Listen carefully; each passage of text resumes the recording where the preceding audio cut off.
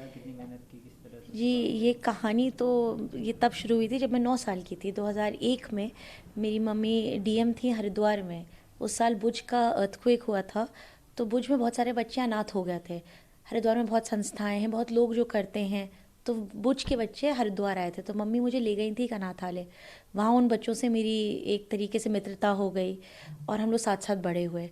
जब मैं कॉलेज गई तब उनमें से एक लड़की ने मुझे बहुत छोटी सी एक उसने विनती करी मुझसे कि मेरा भी मन है कॉलेज जाने का। मैंने भी बोर्ड्स में ठीक से करा है, बात सही थी।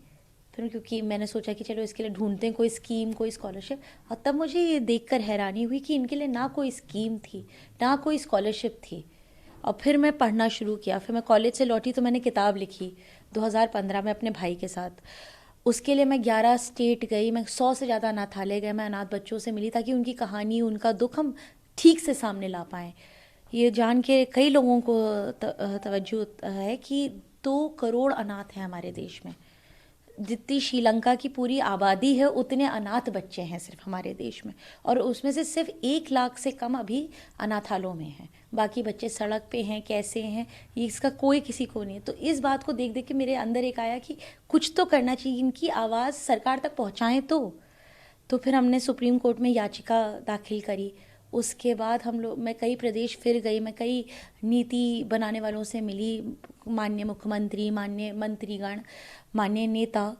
और अच्छी बात यह है कि ये ऐसी बात है कि जो जिससे बताओ वो जुड़ता जाता है। अभी उत्तराखंड ने पिछले साल 5% आरक्षण दिया है अनाथ बच्चों को, महाराष्ट्र ने 1% दिया है, गोवा ने दिया है, तेलंगाना ने अनाथ बच्चों को ओबीसी डिक्लेयर किया है, दिल्ली ने आरटीई में डाला है, और ये भी कि यूनियन बजट भी डबल हो गया मेरी याचिका के बाद। तो कुछ बदलाव तो आया है। और अपने शहर में भी मैंने कोशिश करी कि हमारे कम से कम अपने शहर के अनाथालयों का तो ध्यान रख लें। तो जैसे कोविड हुआ था तो सब बच्चों की ऑनलाइन हो गई थी एजुकेशन, तो हमने 27 टीवी दिए सारे अनाथालयों के लिए लखनऊ में, ताकि हर इन बच्चों की भी पढ़ाई ना रुके, इन बच्चों की भी ज़िंदगी में कोई बाधा ना आए। जो फ़ोन में आप निकले हैं, कितनी खुशी की बात है, कितना आपको इस पे खुशी बहुत है, मुझे बहुत उल्लास है, मुझे बहुत सम्मान की फीलिंग हो रही है कि इतनी बड़ी मुझे वो दी है। बट इससे ज़्यादा मेरी ये गुजारिश है कि मेरा जो ये नाम लिखना है उससे इन अनाथ बच्चों की कहानी थोड़ी और बढ़े। मेरे द्वारा इन अनाथ बच्चों की कहानी लोग सुने, लोग जुड़ें, क्योंकि इन बच्चों के पास कोई आवाज़ नहीं है। मैं चाहती हूँ कि हम उनकी आवाज़ बने, और जितने लोग जुड़ते जाएंगे उतनी उनकी आवाज़ बुलंद होती जाएगी। आगे का क्या प्लान है?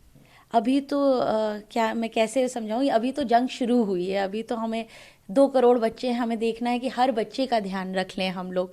अभी हमें हर प्रदेश में बच्चों को आरटीई में लाना है। हमें चाहिए कि आप कोई भी स्कीम, आप कोई भी स्कॉलरशिप किसी भी कमज़ोर बच्चे के लिए करें तो अनाथों के लिए ज़रूर करें।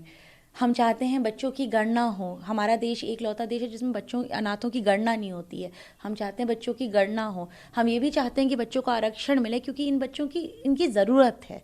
अभी तो बहुत लंबी जंग है और मैं चाहती हूँ कई लोग जुड़ें, आप सब हमारे साथ जुड़ें और ये इन बच्चों की आवाज़ थोड़ी फैलाएं, इनकी कहानी थोड़ी बताएं। नमस्कार, मैं हूं मानक गुप्ता।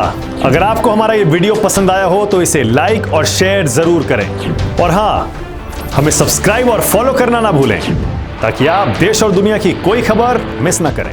तो जुड़े रहिए हमारे साथ और देखते रहिए न्यूज़ 24।